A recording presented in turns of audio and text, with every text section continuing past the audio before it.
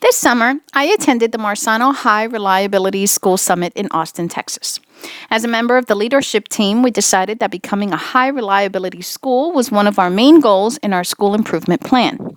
The sessions were extremely engaging and they solidified our school's continuous journey towards our students' success. This is my 6th year at Berkeley Accelerated Middle School. We are a small charter school and have been an A school since its onset in 2003. As the 6th grade math teacher, I've noticed that the demands continue to grow and the expectations for all stakeholders is also a continuous improvement process. Our 6th grade math scores have always been top in the county, and this current position has really shown me how to grow professionally because although students are continuously showing learning gains, we must continue to also show professional development and, like our students, also show continuous learning gains. I was nominated to take this high reliability teacher course by my administrator. For this experience, I am truly grateful. This summer, I decided on which areas I felt like I could grow. First, I decided to focus on effectively creating and using proficiency scales and rubrics based on critical content and Florida standards. I had always posted the lesson essential question on the board and in each of my lessons. However, I felt that I needed to do a better job of addressing the vertical alignment within these goals. In addition, I thought this would also be a good opportunity to encourage my students to monitor their own progress in their interactive notebooks. I felt this was a perfect time to motivate my students to create their own learning goals and to instill a growth mindset towards their own learning. Which leads me to my second growth goal. In order for students to get a clearer picture of how they and their peers are performing, I decided that I needed to work on how progression is shared. Based on one of the sessions that I attended this summer, I created a board that displays all of the class periods at individual students' levels. Using push pins, each student is represented, thus enabling the entire grade level to track everyone's performance without compromising each student's privacy. Further, I have links on our class website that enable students to monitor their progress to the rest of the students in 6th grade. This consistent and continuous transparency has instilled a growth mindset where students are responsible for their own learning and has produced confident students who can set goals and reflect on their own learning. My last growth goal has been the most challenging. I have to admit that creating unusual information when teaching math has not been easy. This goal has definitely made me think outside of the box and go beyond my comfort zone. I'm certainly still a work in progress as it pertains to this growth goal. Students have engaged in relatable activities where the learning was more student-centered. Their exploration has forced me to remove my teacher cape, which admittedly has not always been easy, but well worth it in the end. I wanted to ensure that my evidences were consistent, continuous, and clear.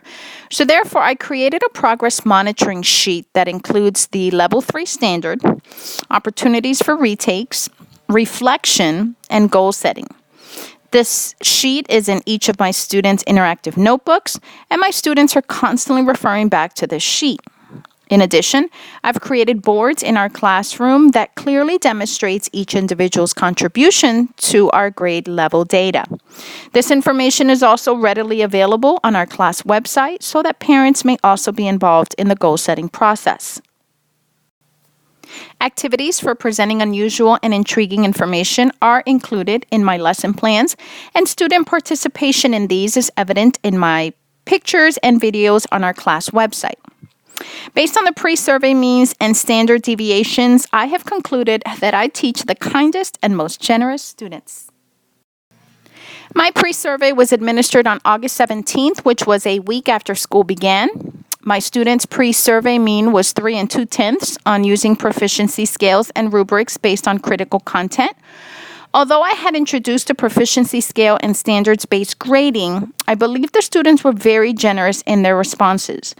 The pre-survey standard deviation was 32 hundredths, which shows cohesiveness and similarities in all student responses, and there was no visible outlier that affected the mean.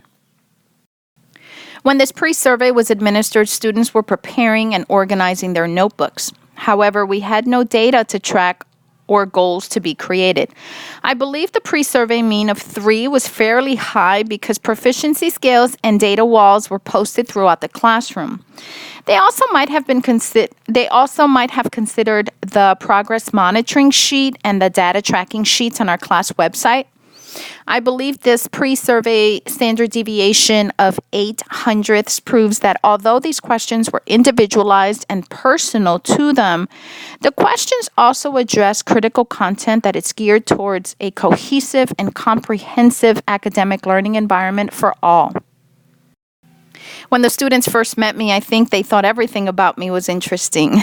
As they are transitioning from elementary school into middle school, everything was probably intriguing and interesting. Therefore, I attribute this high pre-survey mean of 2 7/10 to the fact that the students were probably extremely overwhelmed with the change and the shift to a different school and environment. The student responses were probably based on their level of excitement to the new environment versus the relatedness to intrigue as it pertains to the subject matter content. The astronomically low 0.39 pre-survey standard deviation proves that collectively my students' mindsets were geared more towards the environment and the enthusiasm of the middle school experience. I believe that based on their comfort level, this will change when the students are presented with these questions again. This level of goal setting and identification of my weak and workable areas has been an eye-opening learning experience. I'm thankful for this opportunity to grow professionally.